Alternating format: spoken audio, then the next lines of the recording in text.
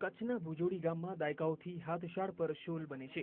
આ ગામમાં એક સમયે 200 જેટલી હાથશાળો હતી, જો કે એમાં ગણીને 50 જેટલી હાથશાળો બચી છે।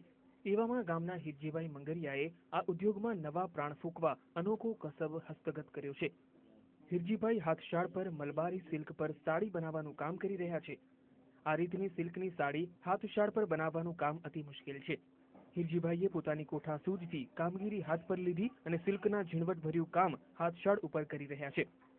સિલ્કનો પાતળો તાતણો કાઢીને તેમાંથી સાડી બનાવવાનું કામ ખૂબ ધૈર્ય માગી લે છે।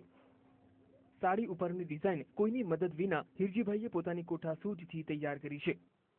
બજારમાં મૂકવાનો પ્રયત્ન કર્યો છે। આ ઝીણામાં ઝીણું કામ,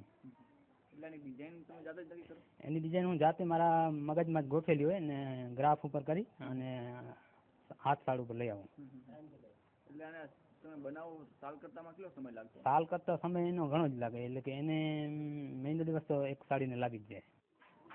હિરજીભાઈની આર્થિક સ્થિતિ નબળી છે અને તેઓ સંયુક્ત પરિવારમાં રહે છે। તેમના ભાઈઓ પણ તેમની કલાને બિરદાવી રહ્યા છે। હાથશાળ પર શોલ બનાવવાનું સરળ છે, પણ સાડી હાથશાળ પર બનાવવી ખૂબ જ અઘરી છે। શોલ બનાવવાનો દોરો જાડો હોય છે એટલે શોલ જલ્દીથી તૈયાર થઈ જાય, પણ સાડી બનાવવાનો દોરો પાતળો હોય છે એટલે તેનો તાણો કાઢવામાં પણ વધારે સમય જાય છે। એક સાડી બનાવતા 1 મહિના જેટલો સમય લાગે છે। હિરજીભાઈ પહેલા કોટન સિલ્કની સાડી બનાવતા હતા, આજે આખા સિલ્કની સાડી તૈયાર કરે છે। અમે કારીગર તો પહેલેથી જ છીએ, બાપ દાદાથી।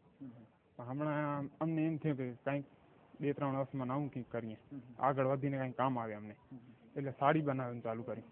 પહેલા કોટન બાય સિલ્ક ચાલુ કરી, એ થોડીક સહેલી પડતી હતી।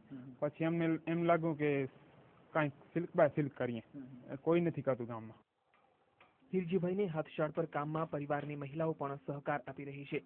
શોલની સિઝન 4 મહિના હોય છે અને સાડીની સિઝન 12 મહિના કહેવાય। હાથશાળ પર સાડી બનાવવી એ સ્થાયી રોજગારીનો વિકલ્પ બનશે। અહીં પરિવારની મહિલાઓ રેટિયા ઉપર બોબિન ભરીને સાડી બનાવવામાં મદદ કરે છે, સાથે સાડી બન્યા પછી તેમાં તાણ કાઢે છે અને સાડીમાં અને દુપટ્ટા પર ફૂમકા બનાવે છે। અમે એમાં ખાલી બાબીન ભરીએ છીએ, બીજો એમાં જે છે ને એ જ કામ કરે છે। બીજું થોડુંક તાણું હોય તો એ અમે કાઢીએ, ને આભલા ખતી હોય તો એમાં આભલા ભરીએ।